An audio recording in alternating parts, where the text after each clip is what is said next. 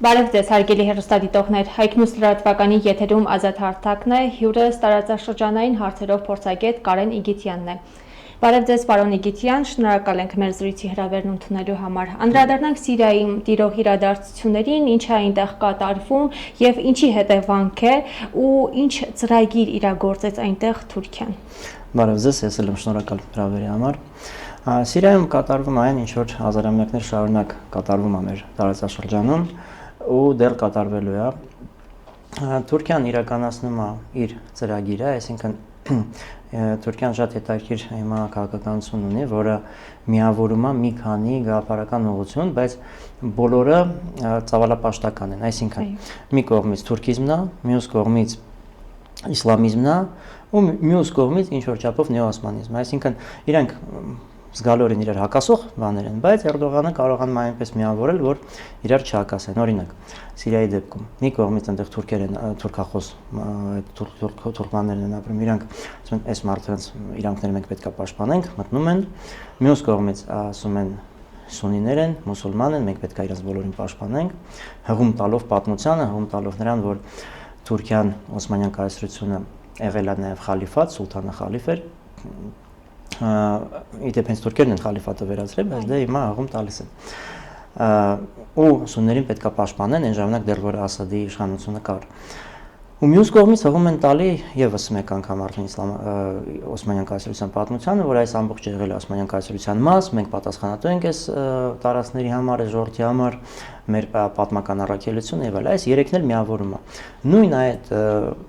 բոլոր ուղղությունները աշխատում են նաեւ Հայաստանի դեպքում։ Այսինքն Հայաստան-Ադրբեջան այս հարցում, որովհետեւ իրանք ասում են, որ պատասխանատու են այս թուրքախոս ժողովրդի համար, իրանք նաև մոտենում են այնպես, որ սա իսլամական հարց է, այսինքն մուսուլմաններին օտար հավատքի մարդիկ, քրիստոնյաները իրանց տարածքներից տեղանել են, դա իրանց մոտեցումն է ներկայացնում։ Իրենք պետք է պաշտպանեն դեռ այն ժամանակ, որ մենք հաղթած էինք, Արցախը մերն էր եւ այլ։ Ու իսկ Օսմանյան կայսրության տեսանկյունից այնա, որ էլի մենք ունենք պատմական առաքելություն այս տարածաշրջանում ոչ միայն այստեղ, նույն աշխատում է Ղրիմի դեպքում, ընդհանրապես Ուկրաինայի դեպքում եւ այլն։ Տեսնում ենք, որ տարածաշրջանում ամենուր բախումներ են եւ կարող ենք ասել, որ տարածաշրջանը եռում է։ Դուք այս ամենի ֆոնին ինչ քաղաքական զարգացումներ եք կանխատեսում, հատկապես մեր երկրի համար, Հայաստանի Հանրապետության համար։ Հիմա շատ դժվար է ինչ-որ բան կանխատեսել, որովհետեւ ամբողջ աշխարհը սպասում է ոնց կավարտվի ուկրաինական պատերազմը, ոնց կավարտվի ռուս-ամերիկյան բանակցությունը։ Նայած նրանից, թե իրանք ինչ-որ լուծումների կգան, թե չէ, շատ մեծ բան է կախված։ Եթե կան ինչ-որ լուծումներից, տեղ արդեն երկրորդ հարցն է, ինչ լուծումներ են ելնելու կոնկրետ մեր տարածաշրջանում մասով։ Եթե չկան ինչ-որ լուծումների ու ուկրաինական պատերազմը շարունակվեց կամ ավելի վատ էսկալացիա եղավ ուկրաինական պատերազմում, որ այդքան հավանական չի, բայց կա այդ հավանականությունը։ Այստեղ լրիվ ուրիշ զարգացումներ կարող են լինել։ Այս պահին մենք կարող ենք սցենարները քննարկել, բայց սցենարները շատ են լինելու, առնվազն հիմնական կարող ենք 6-7 սցենար քննարկենք, բայց կարծում եմ այդքան ժամանակ չենք ունենա։ Այո։ Ձեր խոսքում նշեցիք, պարոն Իգիթյան, որ Թուրքիայի ծառայգիրը դարեր շարունակ չի փոխվել եւ այո, Թուրքիայի Ադրբեջանի ծառայգիրը չի փոխվելու, բայց մենք այս մեր օրյա իրականությունում տեսնում ենք, որ Հայաստանի կառավարությունը կառուցողական է համարում նրանց վարած քաղաքականությունը եւ գնում է խաղաղության։ Դուք իրատեսական եք համարում խաղաղության պայմանագիրը, արդյոք խաղաղություն կհաստատվի Ադրբեջանի Հայաստանի միջև, հատկապես այն պարագայում, երբ Ադրբեջանը պարբերաբար պահանջատիրական հայտարարություններով է հանդես գալիս, վերջերս նա նույնպես նմանատիպ հայտարարությամբ հանդես եկավ։ Դուք իրատեսական եք համարում։ Եթե կարճ, իհարկե ոչ։ Եթե մի քիչ բացենք ինչու ոչ, ապա պետք է հասկանանք, որ մի քանի տեսանկյունից կարող ենք նայել։ Մի տեսանկյունից էսա։ Ինչն է Ադրբեջանի նպատակը։ Հա, եթե մենք նայում ենք այս հարթակում երկրների նպատակ եւ ստորագրված փաստաթղթեր, նպատակները ավելի կարեւոր են։ Կարող ես ինչ ասես ստորագրես, բայց այնպես անես, որ դա շրջանցես եւ գնաս առաջ, եթե ուրիշ նպատակ ունես։ Ադրբեջանի նպատակը Հայաստանի հետ խաղաղությունը չի, երբեք չի եղել եւ չի լինի։ Չի լինի այն դեպքում, եթե այսպես զարգանան։ Այսինքն նպատակը հասկանալի է, ստեղծել Հայաստանի փոխարեն Արևմտյան Ադրբեջան։ Սա Թուրքիայի եւ Ադրբեջանի նպատակն է։ Այսինքն ինչքան էլ իրանք չհասնեն ինչ որ մի պայմանավորվածությունների փաստաթղթի 17 կետից 18-ի համաձայնության գան եւ նաեւ եթե ստորագրվի, կասկածում եմ որ կստորագրվի, բայց նաեւ եթե ստորագրվի, Ադրբեջանը այդ կետերը օգտագործելու է նրա համար, որ շարունակի իր ագրեսիան, օրինակ ինչի վրա շեշտը դնում Հայաստանի գործող իշխանությունը, ասում են մենք կհասնենք նրան, որ ամբողջ սահմանը կսահմանազատվի եւ արդեն սահմանային խնդիր չի լինի, խի պետք է հարվածեն։ Ալիևը ասում է Հայաստանը ֆաշիստական պետություն է, այնտեղ ռևանշիստներ են, ինքը վերազինվում է, մեր համար վտանգ է, մենք հարվածելու ենք։ Ինքը սա ասում է եւ ոչ մի արձագանք չի ստանում, ոչ մեկի կողմից, ոչ Հայաստանի կողմից, ոչ Հայաստանի հին դաշնակիցների, ոչ նոր դաշնակիցների, եթե ճակերտերով ասենք։ Այսինքն ինքը արդեն ստեղծել է այն բոլոր նախապայմանները, որ նաեւ այդ ստորագրված փաստաթղթից հետո կարողանա հարվածի։ Դրա համար չեմ կարծում, որ կարող են խոսել ռեալ խաղացի մասին։ Այսքանը չի գիտակցում Հայաստանի կառավարությունը, թե ուղղակի շահարկում է խաղաղության պայմանագիրը։ Լավ հարց է, որովհետև մի կողմից մենք տեսնում ենք, որ նման է նրան, որ իրենց ուղղակի տարել են այդ ճանապարհով, նույն եվրոպացիները ասել են, եկեք դուք Արցախը հանձնեք, ստորագրեք, մենք կլինենք այդ ամեն ինչի երաշխիքը, Արցախի հարցը երբ որ փակվի, այդ ժամանակ կտեսնեք ինչ լավ ամեն ինչ լինելու։ Իդեպ Արցախի հայաթափումից հետո, եթե հիշում եք, Հայաստանի դե ֆակտո վարչապետի աշխատակազմը եւ Ադրբեջանի նախագահի աշխատակազմը ստորագրեցին մի փաստաթուղթ, որտեղ գրված էր բառացիորեն, որ այ հիմա բացվել է նոր պատմական հնարավորություն, հիմա ոչ մի խոչընդոտ չկա, այսինքն խոչընդոտը Արցախահայությունն էր, ըստ այդ երկու ուրեմն եւ դեռ հայտարարում էին, որ սեպտեմբերի 19-ին իրենք Արցախը հանձնելով Հայաստանի Հանրապետությունը անկախություն ձեռք բերեց, պետականության եւ այլն, եւ 100 տարվա երաշխիք ունի այս պարագայում։ Հա, այդ հենց դրա մասին է խոսքը, այսինքն գուցե եւ իրանց խաբել են, կարող ենք այս վարկածն ընդունել։ Երկրորդ վարկածն է, որ իրանք ի սկզբանե ամեն ինչ լավ գիտեին, հասկանում էին, որովհետեւ ոչ մենք ենք այսօր ծնվել, ոչ իրանք, մենք շատ լավ կարող ենք հիշել 2008 թվականի Փաշինյանի ելույթները, այսինքն այդ հանրահավաքների ժամանակ, բախումների ժամանակ հակարցախյան։ Կարող ենք հիշել իր հոդվածները, որտեղ ինքը հիմա ասում է մեր պատմական նարատիվները պետք է փոխենք, հա։ Ինքը դա գրում էր 20 տարի առաջ, ավելին կան 20 տարի առաջ, ասում էր, «Բես անիծում եմ մեր հերոսական անցյալը», դա ինչի մասին էր։ Ասում ես հավատում եմ մեր պատմական այդ ամբողջ բաներին, բայց հիմա ցավոք ինչ անենք, դե պարտվել ենք, պետք է վերափոխենք։ Իրականում այդպես չի, եթե մենք վերլուծենք այսօր այն տեքստերը, որը ասում է Փաշինյանը իր թիմակիցները, եւ համեմատենք այն տեքստերի հետ, որ եղել են 20 տարի առաջ կամ ավել, գրեթե բան չի փոխվել, բացառելով այն, որ այն ժամանակ իրանք ասում են, որ Արցախը մեզ խանգարում է, հիմա ասում են Արցախը էլ մեզ չի խանգարում, կոպիտ ասած։ Ալիևը նորից հայտարարությամբ հանդես եկավ, որերս նշեց, որ Արցախյան ազատամարտին մասնակցած բոլոր անձինք, ովքեր մի փոքր անգամ ներդրում են ունեցել ազատամարտին, պետք է Հայաստանի Հանրապետության կառավարությունը իրեն հանձնի։ Ինչ է կարծում Հայաստանի կառավարությունը, ինչ քայլերի է գնալու։ Այն պարագայում, երբ այսօր Հայաստանում, անկախ Հայաստանում թիրախավորված են զինվորականները, գեներալներ են դատվում։ Սա եւս մեկ կետ է, որը Ադրբեջանը նոր է առաջ քաշել, որովհետեւ բնականաբար էլի իրանք նախապատրաստել էին հողը մինչեւ այդ որը մեղադրում էին հանցագործությունների մեջ եւ այլը, terrorizmi հոդվածներ էին այնտեղ փորձում իրանց մոտ բացային, բայց խնդիրը ստե հետեւելն է։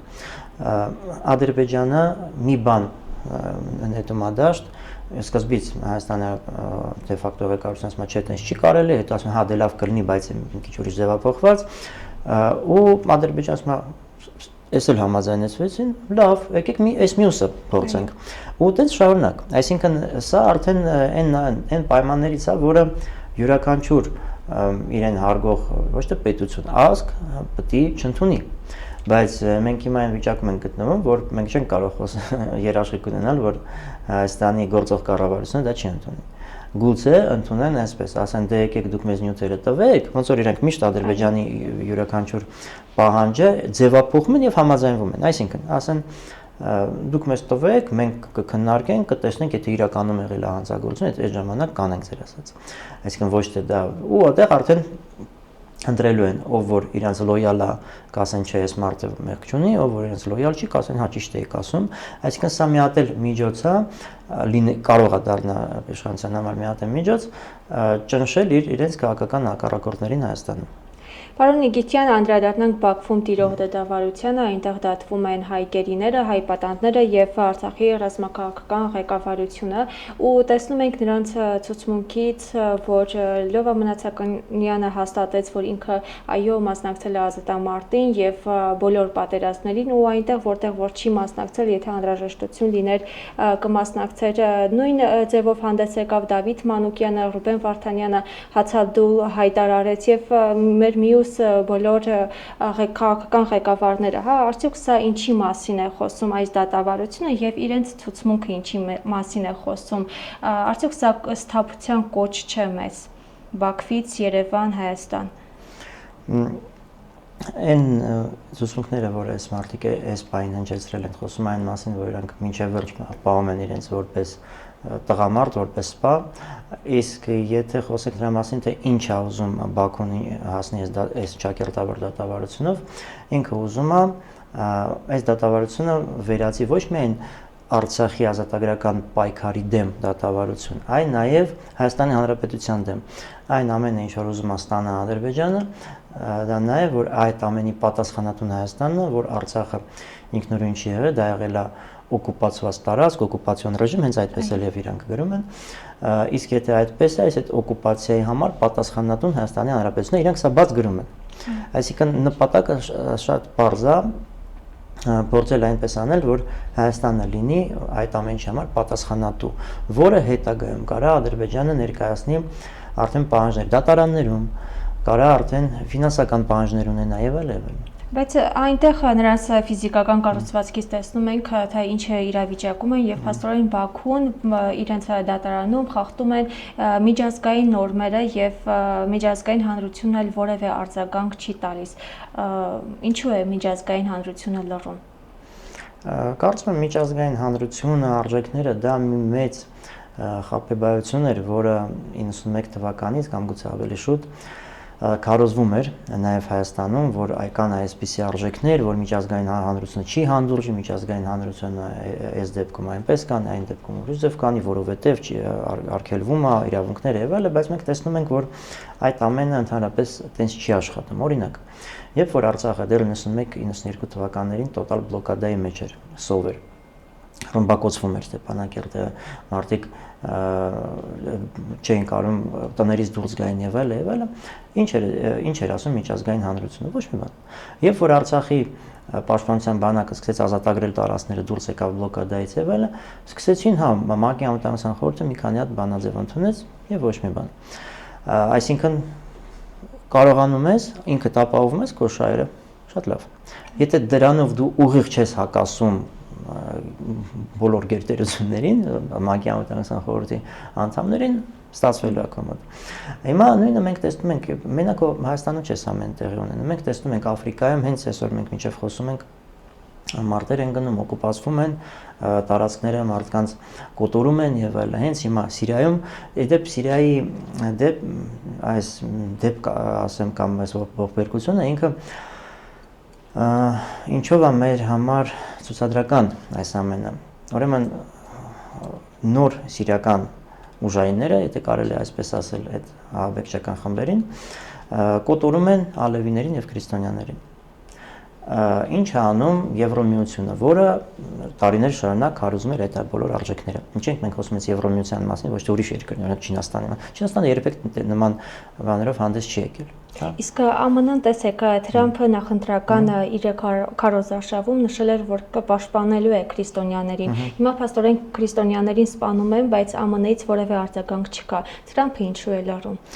Եվրոմիության մասին վերջացնենք, տեսեք, Եվրոմիության պաշտոնական այս ներկայացուցիչը, այսինքն իրանց արտաքին ծառայությունը, արտաքին գործերը հանդես է գալիս եւ ասում է մենք խիստ դատապարտում ենք պրոասադյան խմբերի հարձակումները նոր իշխանությունների զորքերի վրա եւ իհարկե ասում ենք, որ անընդունելի է յուրաքանչյուր բռնությունը քաղաքացիական անձանց նկատմամբ։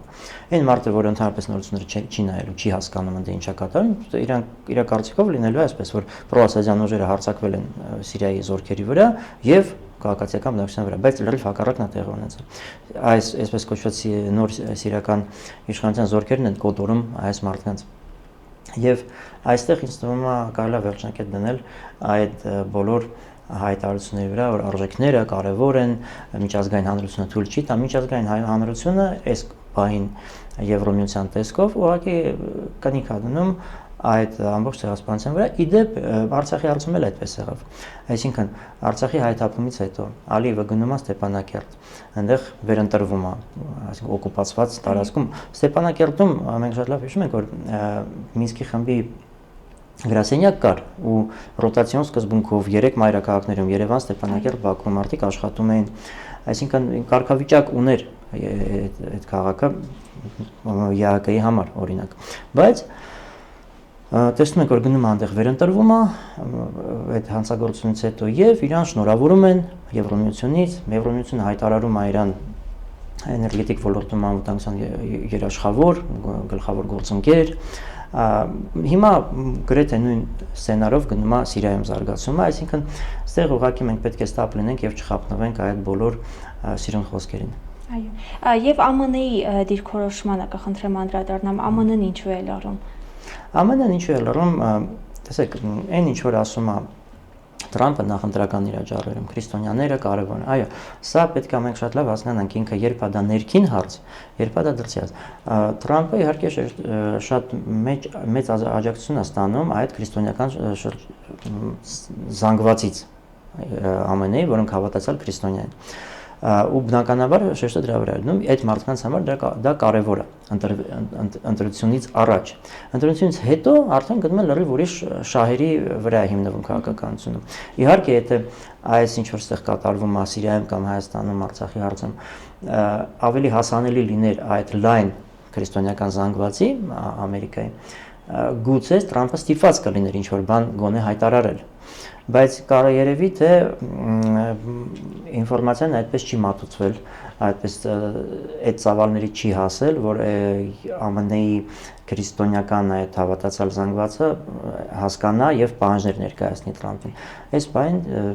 երևի ավելի շատ ներկայացվում է այսպես, որ ասադյան ուժերը հարձակվել են, ինչ որ բախումներ են։ Այո, վերադառնանք գերիների խնդրին, նրանց վերադարձը ինչպես եք տեսնում, որովհետև կա կարծիք, որ հնարավոր չէ նրանց վերադարձնել, կա կարծիք, որ նրանց վերադարձը խանգարում է այս իշխանությանը եւ այս իշխանությունը նախ նշեց, որ մենք լռությամբ ենք քայլեր անում, իսկ հիմա էլ որոշակի քայլեր են անում, բայց որոնք ոչ տեսանելի են, ոչ շոշափելի են։ Ինչ է կատարվում գերիների վերադարձի հարցի շուրջ։ Այո, այն հայտարարությունները, որոնք անում են, այն քաղաքականությունը, ասում ենք լռությամբ ագին քայլեր են կարել, դե արդյունքը որն է դրա։ Ժամանակին ինչ ուզում բանակցում էին, Արցախը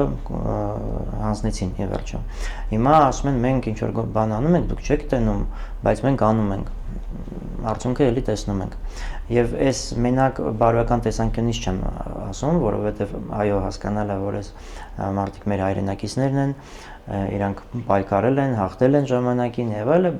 մենակ բարոյական տեսանկյունից չեմ ասում, նաեւ ինչ որ արդեն խոսեցինք, որ այս դատավարությունը ճակերտավոր Ալիևը օգտագործել է Հայաստանի Հանրապետության դեմ։ Այսինքն, այստեղ Հայաստանի Հանրապետության ղեկավարությունը փաստացի եղած պարտավոր է ամեն ինչ անել, որ դա չստացվի Ադրբեջանի մոտ, բայց այս բանը տեսնում ենք, որ արդյունք չկա։ Ինչ վերաբերում է թե ինչ անել կոնկրետ գերիների հարցում, գիտեք, եթե մենք սեգմենտացված մոտենանք այս բոլոր հարցերին, ասենք ինչ անեն կոնկրետ գերիների հարցում, ինչ անեն կոնկրետ անկլավների հարցում կամ կոնկրետ